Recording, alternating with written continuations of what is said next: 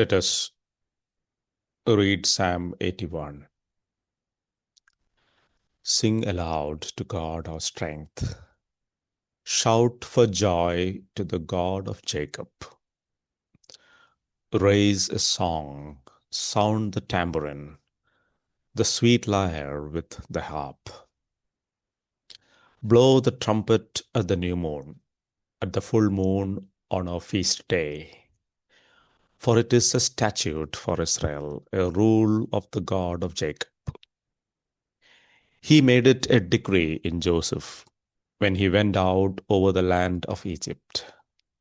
I hear a language I had not known. I relieved your shoulder of the burden. Your hands were freed from the basket.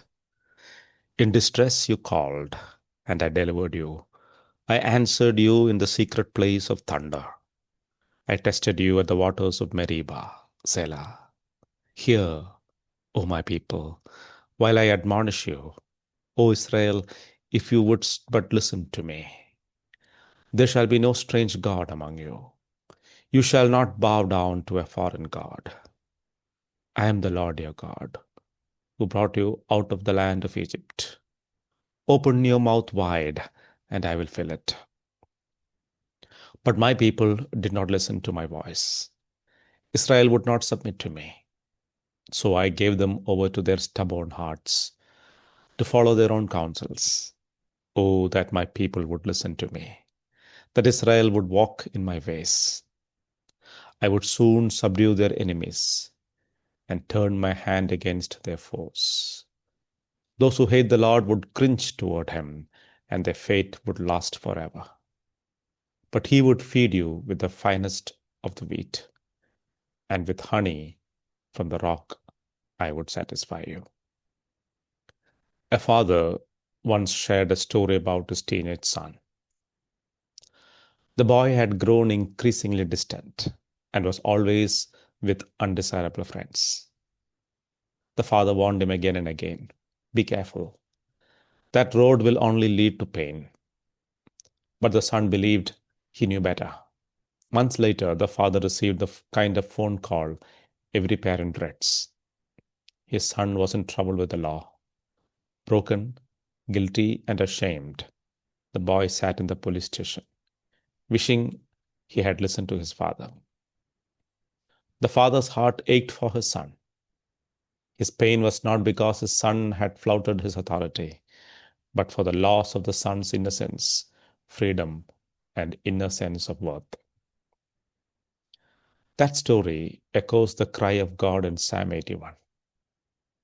The psalm is the cry of a father longing for his children to listen and walk in his ways and enjoy their rest and blessing.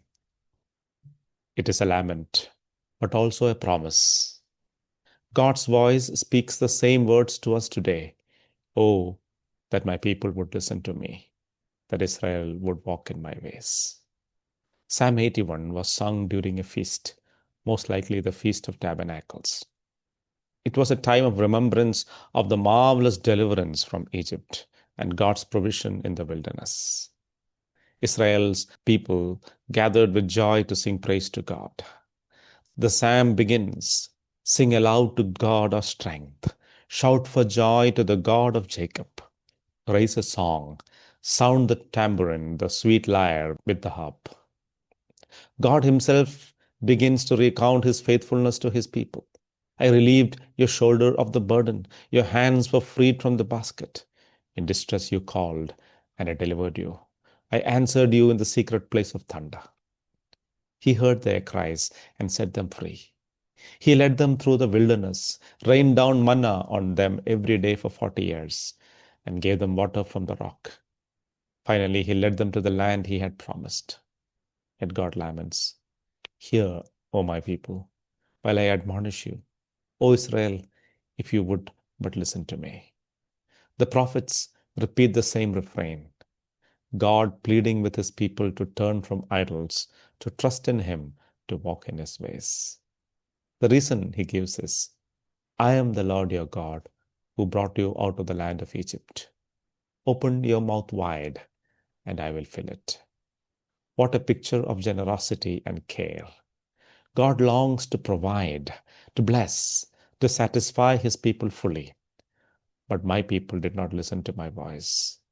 Israel would not submit to me. And therefore, he says in one of the most sobering verses in the scripture, I gave them over to their stubborn hearts to follow their own counsels.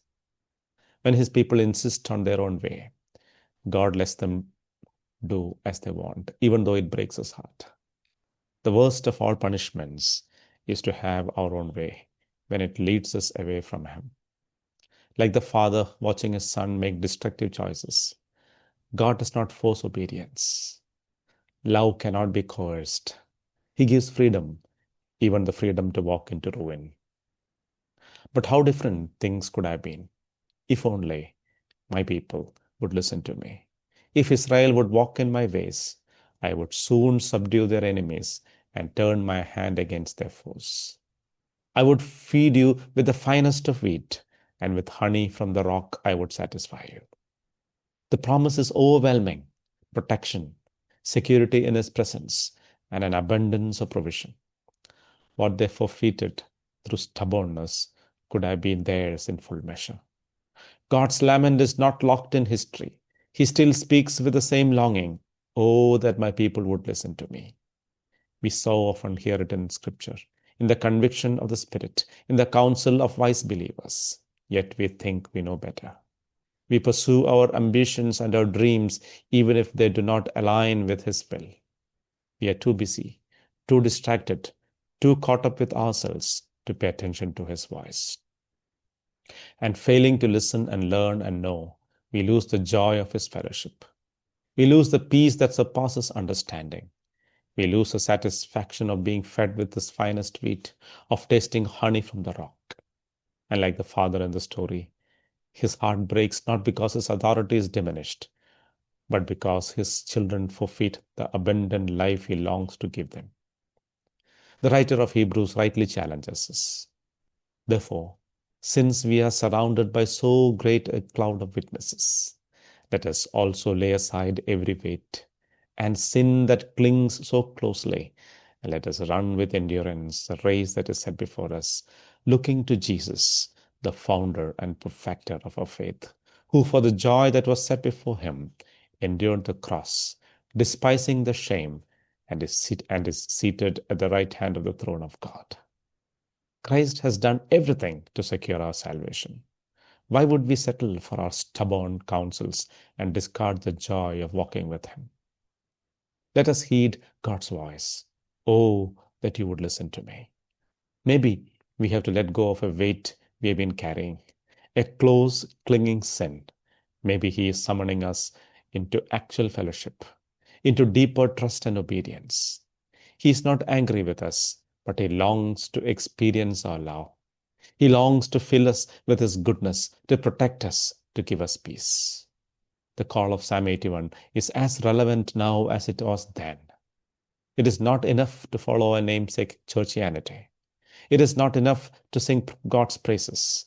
We are to listen to him, to let our hearts be molded by his word, to shape our attitudes and actions according to his loves and dislikes. The blessing of the Lord is not a pipe dream, but realities for those who listen and obey. Let us not be unfaithful. Let us love the Father who longs for our fellowship. Let us run with patience, our eyes on our Captain Jesus, so our lives will satisfy us and bring true delight to God's heart. The invitation is simple yet profound. Listen. Let us listen to his word. Let us listen to his spirit. Let us lay aside stubbornness, pride, and distraction. Open your mouth wide, and he will fill it. And as you do, you will discover that the Father's heart, which once lamented, will now rejoice. God bless.